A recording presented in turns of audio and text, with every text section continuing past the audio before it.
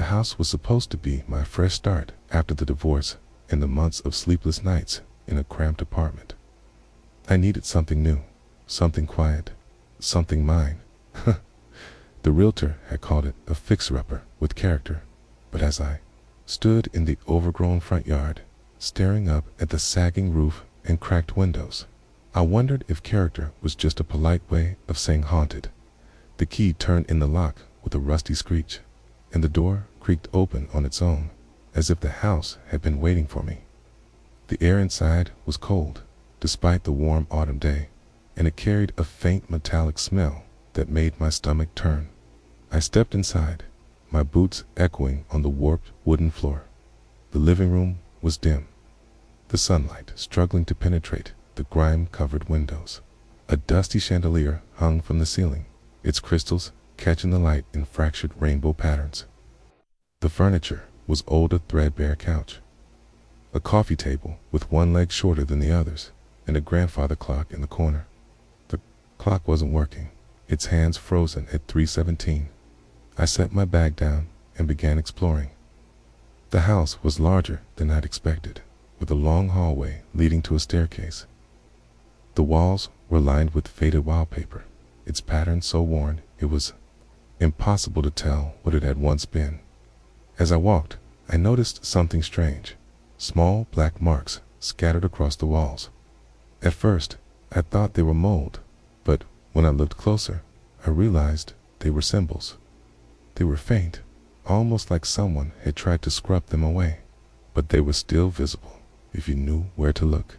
I reached out to touch one, but the moment my finger brushed the wall, a loud bang echoed through the house. I froze, my heart pounding in my chest. Okay, the sound had come from upstairs. "Hello?"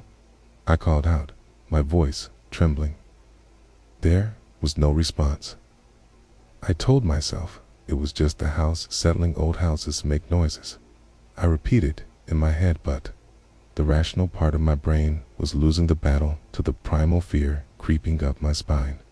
I forced myself to move, climbing the stairs one creaking step at a time. The hallway upstairs was darker, the only light coming from a small window at the far end. The doors to the bedrooms were all closed, except for one at the very end of the hall. It stood slightly ajar, a sliver of darkness visible through the gap as I approached. I noticed something on the floor, a trail of wet footprints leading into the room. My stomach churned. They were small, like a child's, but the edges were blurred, as if they'd been made by something not quite solid. I pushed the door open slowly, the hinges groaning in protest. The room was empty, save for an old rocking chair in the corner. It was moving ever so slightly, as if someone had just been sitting in it. My breath caught in my throat. Took a step back, but before I could turn and run, I heard it, a faint, whispering voice, so soft I almost thought I'd imagined it. "Don't leave." The words sent a jolt of terror through me. I spun around, but there was no one there. The hallway was empty, the house silent once more. I didn't sleep that night. I sat on the floor of the living room, my back against the wall, clutching a kitchen knife I'd found in one of the drawers. The grandfather clock stared at me, its hand still frozen at 3:17. By morning, I was exhausted, but the sunlight streaming through the windows made the house feel less menacing. I told myself it had all been in my head, the whispers, the footprints, the rocking chair, just my imagination running wild in a new, unfamiliar place. But as I stood up, I noticed something on the floor near the doorway, a single wet footprint, small and blurred, just like the ones I'd seen upstairs. And it was facing toward me. The footprint was still there, glistening faintly in the morning light. I stared at it, my mind racing. I hadn't imagined it. It was real, and it was fresh. I grabbed a towel from my bag and wiped the floor clean, trying to convince myself it was just water tracked in from outside. But deep down, I knew better. The air in the house felt different now, charged with an energy I couldn't explain. It was as if the walls were watching me, waiting to see what I would do next. I needed answers. The realtor had mentioned something about the house's history, but she'd been vague. "It's been vacant for a while," she'd said, avoiding my eyes, "but it's a solid property." I decided to dig deeper. I spent the morning searching online for information about the house. It didn't take long to find something. An old newspaper article from the 1980s mentioned a family who had lived here at the Hargroves. They disappeared under mysterious circumstances. No bodies were ever found, and the case was never solved. The article was brief, but one detail stood out. The house had been sealed off for years after the disappearance. I felt a chill as I read the words, "sealed off." Why? I decided to explore the house further, hoping to find some clue about what had happened. The basement seemed like a good place to start. I'd avoided it the day before, but now, with the sunlight streaming through the windows, felt braver. The basement door was in the kitchen, a heavy wooden thing with a rusted lock. It creaked loudly as I pulled it open, revealing a set of narrow stairs leading down into darkness. I fumbled for the light switch, but nothing happened. The bulb must have burned out. I grabbed a flashlight from my bag and descended the stairs, each step groaning under my weight. The air grew colder the further down I went, and the smell of damp earth filled my nostrils. The beam of my flashlight danced across the walls, revealing stacks of old boxes, broken furniture, and a thick layer of dust. And then I saw it.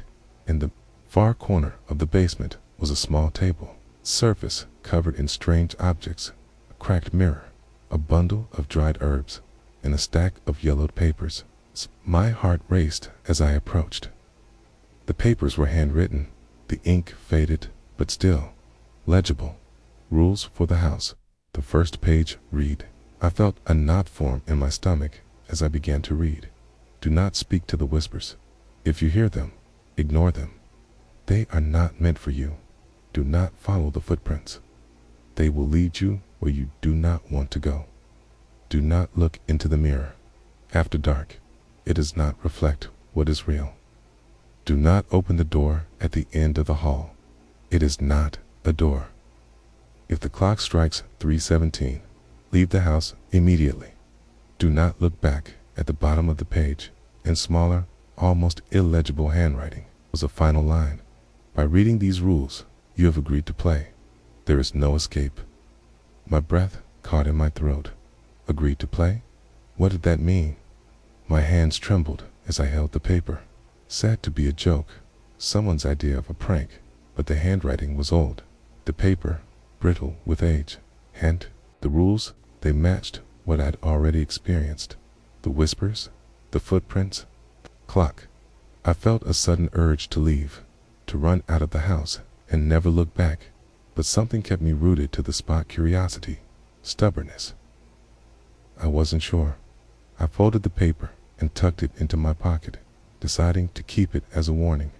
As I turned to leave, my flashlight flickered, then went out. No, no, no, I muttered, shaking it desperately, but it was dead.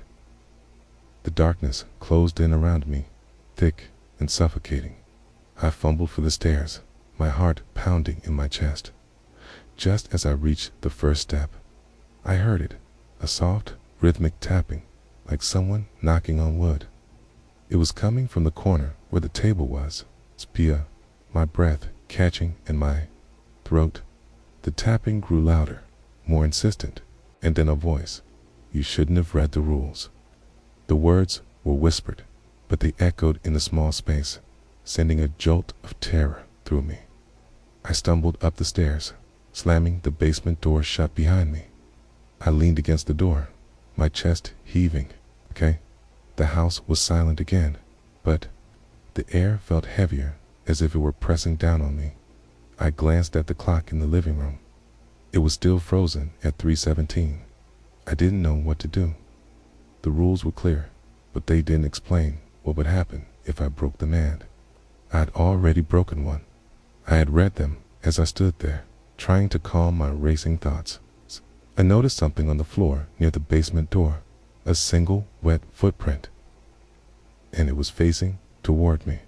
The footprint was unmistakable, small, blurred, and glistening faintly under the dim light of the kitchen. Stomach churned as I stared at it, my mind racing. I'd wiped the last one away, but here it was again, fresh and deliberate. I grabbed the towel again and scrubbed at the floor, my hands shaking. The rules echoed in my head, each one a warning I'd already ignored. Do not follow the footprints. But what if they followed me? I needed to get out of the house, even if just for a moment. The walls felt like they were closing in, the air thick with something I couldn't name.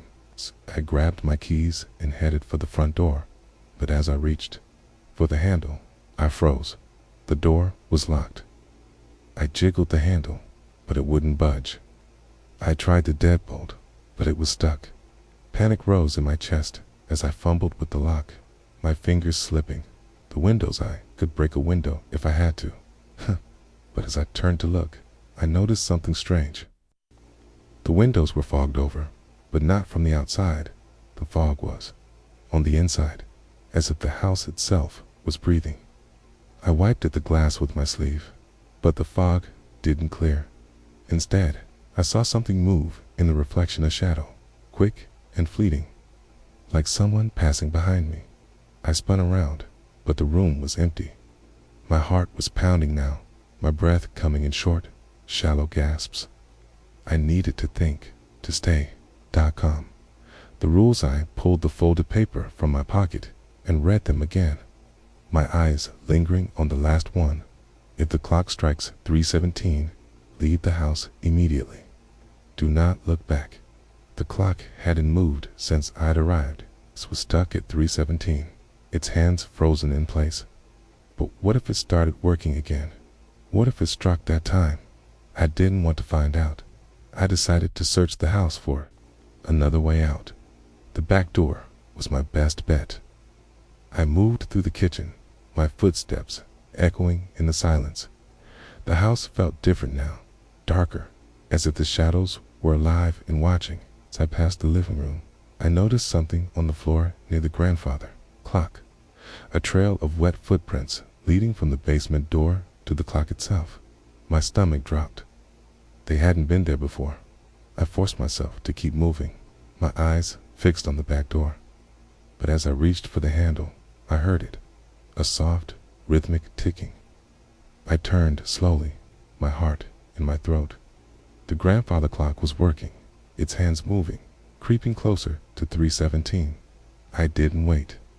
I yanked open the back door and stumbled outside, the cold air hitting me like a slap. I didn't look back. I couldn't.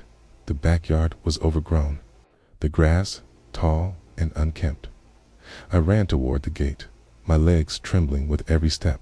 But as I reached it, I realized something was wrong. The gate was locked. I shook it, but it wouldn't budge.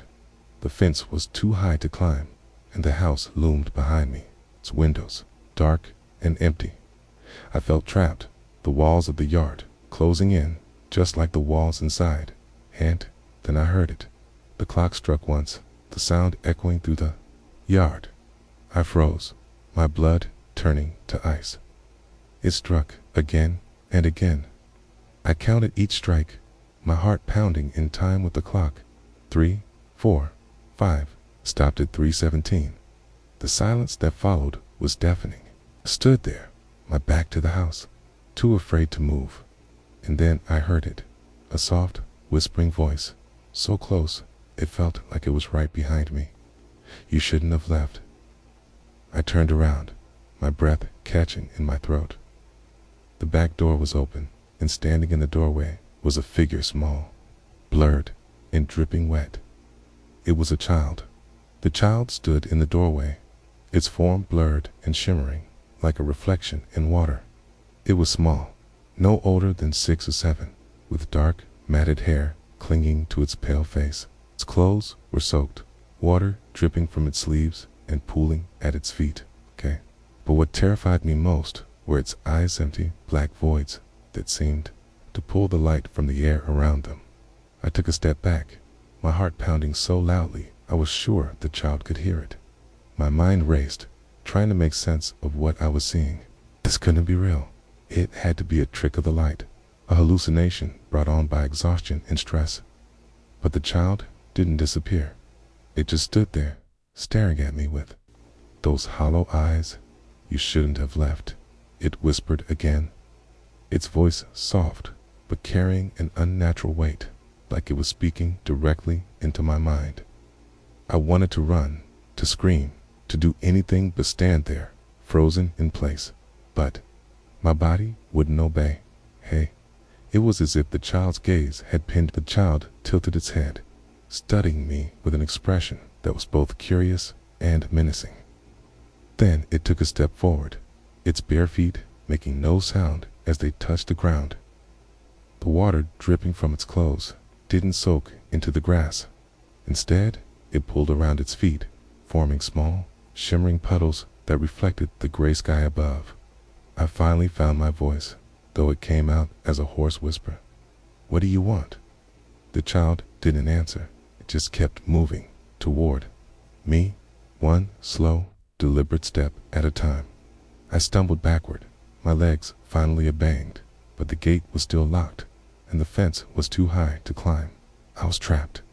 I glanced over my shoulder, searching for something, anything I could use to defend myself. There was nothing but overgrown grass and a rusted garden bench. I turned back to the child, my breath coming in short, panicked gasps. "Stay back," I shouted, my voice cracking. The child stopped, its head tilting again, as if it were considering my words. Then it smiled. The smile was wrong. It stretched too wide, revealing rows of tiny, needle-like teeth that glinted in the dim light. My stomach turned, and I felt a wave of nausea wash over me. This wasn't a child. It was something else, something wearing the shape of a child. "You broke the rules," it said, its voice still soft but now laced with a chilling amusement. "Now you have to play." I didn't know what it meant, but I didn't want to find out. So I turned and ran along the fence, searching for a way out. The child didn't follow it, just stood there, watching me with that terrible smile. I reached the corner of the yard and found a section of the fence that was slightly lower than the rest. Without thinking, I grabbed the top of the fence and pulled myself up, my hands slipping on the damp wood. I managed to haul myself over, landing hard. On the other side, I didn't stop to catch my breath. I ran down the street, my legs burning with the effort, until I reached the edge of the neighborhood. Only then did I allow myself to slow down, my chest heaving as I leaned against a lamppost. I looked back toward the house, half expecting to see the child standing there, watching me, but the street was empty. The house was just a dark shape in the distance, its windows like empty eyes staring out at the world. I pulled out my phone and dialed the realtor's number. It rang 3 times before she answered. "Hello?" Her voice was cheerful, oblivious to the terror I'd just experienced. "The house," I said, my voice shaking. "What happened there? What aren't you telling me?" It was a long pause on the other end of the line. When she finally spoke, her voice was hesitant, as if she were choosing her words carefully. "I told you, it's an old house. It's got history, a kind of history," I demanded. Another pause. "I don't know all the details, but the previous owners, they had some trouble. Strange things were happening. They left in a hurry." "What kind of strange things?" she sighed. "I don't know. They didn't say. But there were rumors about a child, a little girl who went missing years ago. They say she never left." I felt a chill run down my spine. "Why didn't you tell me this before?" "I didn't think you believed me. And honestly, I didn't think it was real. Stories, you know." I didn't respond. I just ended the call and stared at the house in the distance. The sun was setting now, casting long shadows across the street. The house looked even darker, more menacing, as if it were waiting for me to come back. I didn't want to go back, but I didn't have a choice. My car was still in the driveway, and my bag was inside the house. I couldn't just leave everything behind.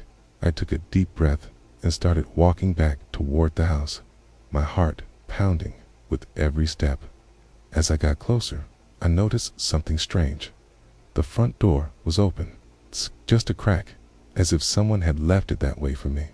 I hesitated, then pushed the door open and stepped inside. The house was silent, the air thick with the same oppressive energy I'd felt before. The grandfather clock was still ticking, its hands now pointing to 3:18. I moved through the living room, my eyes darting to every shadow, every corner. The house felt different now, darker, as if it were alive and watching me. I reached the kitchen and grabbed my bag, slinging it over my shoulder. As I turned to leave, I heard it, a soft, rhythmic tapping, like someone knocking on wood. It was coming from the basement. I froze, my heart pounding in my chest. The rules echoed in my head. Do not follow the footprints. Do not open the door at the end of the hall.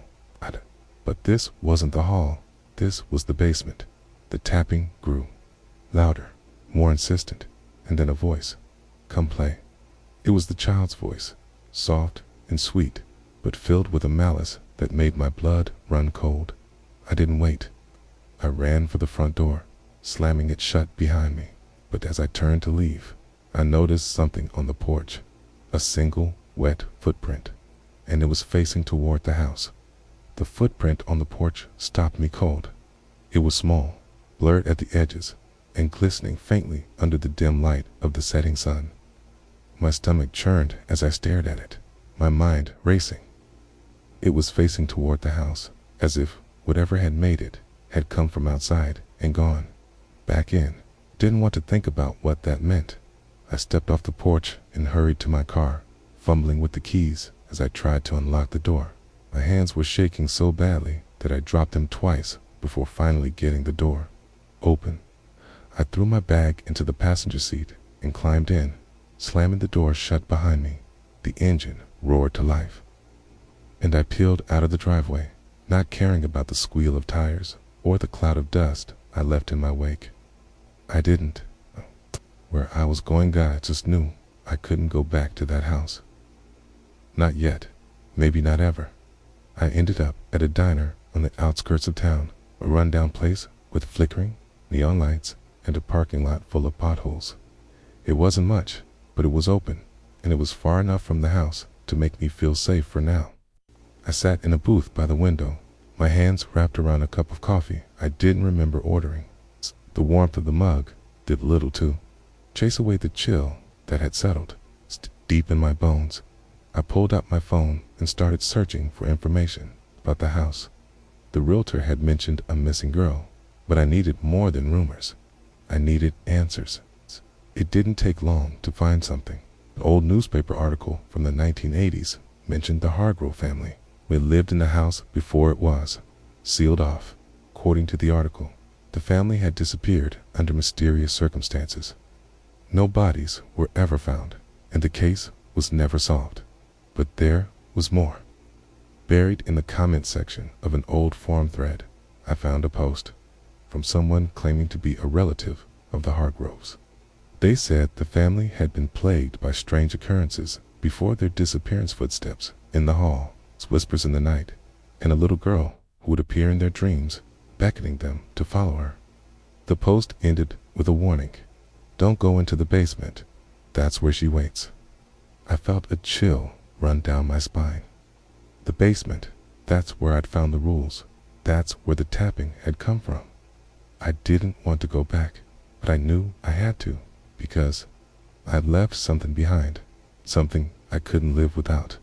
When I'd fled the house earlier, I'd forgotten my phone.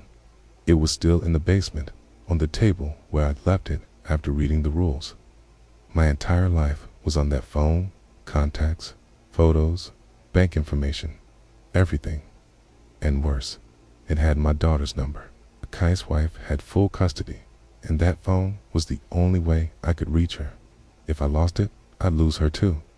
I sat there for a long time, staring at my coffee, trying to convince myself that I could just call the police or the realtor and have them retrieve it for me.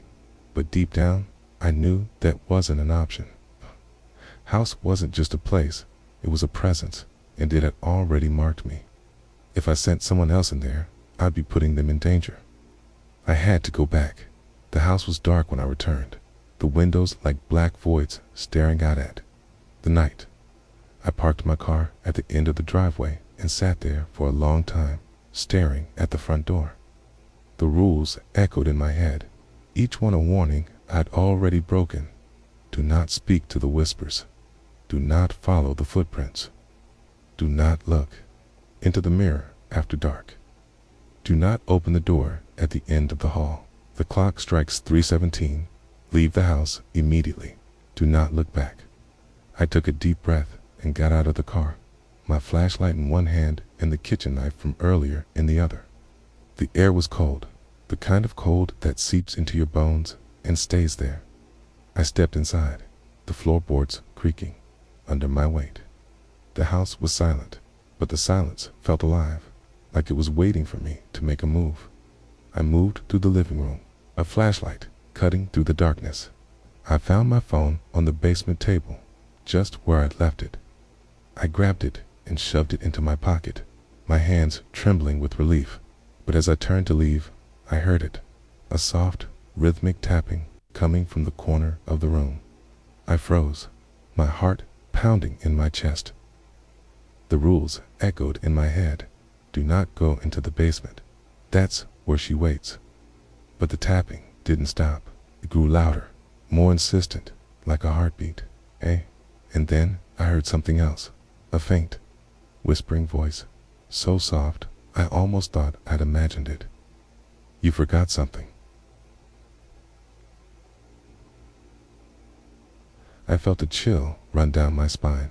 The voice was coming from the corner where the table was. I didn't want to look, but I couldn't leave without knowing what I'd forgotten. I turned, my flashlight beam sweeping across the room, and then I saw it. On the floor near the table was a small, wet handprint. It was fresh, glistening in the light, and it led to something lying in the shadows. I stepped closer, my heart pounding in my chest, and then I saw what it was. A doll. It was old, its porcelain face cracked and stained, its dress tattered and soaked with water. Its eyes were black and empty, and its lips were curled into a faint, knowing smile. And then it moved, its head tilted, its glassy eyes locking onto mine. And then it spoke, its voice soft and sweet, but filled with a malice that made my blood run cold. You shouldn't have come back. I stumbled back, my flashlight slipping from my hand.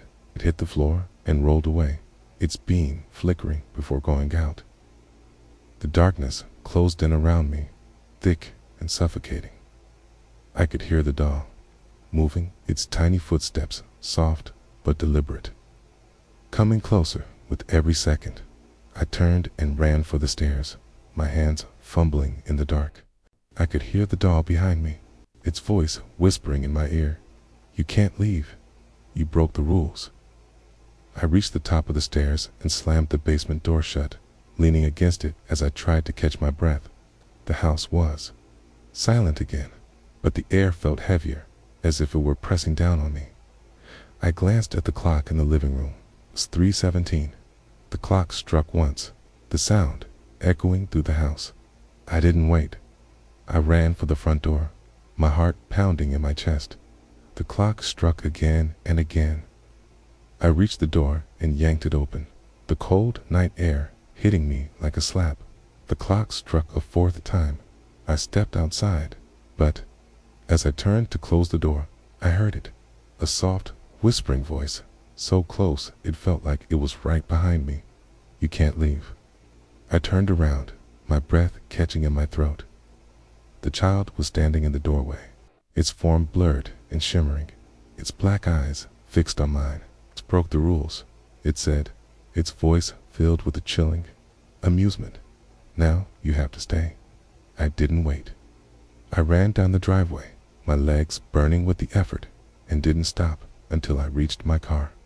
I climbed in and slammed the door shut, my hands shaking as I fumbled with the keys. I cared about was getting away from that house. But as I drove, I couldn't shake the feeling that I was being watched. The rearview mirror showed nothing but empty road behind me, but the sensation persisted. It was prickling at the back of my neck that made me glance over my shoulder every few seconds, and then I saw it in the reflection of the rearview mirror. Sitting in the back seat was the doll. Its cracked porcelain face was turned toward me, its black eyes gleaming in the dark. "You can't leave," it whispered, its voice soft and sweet. "You broke the rules."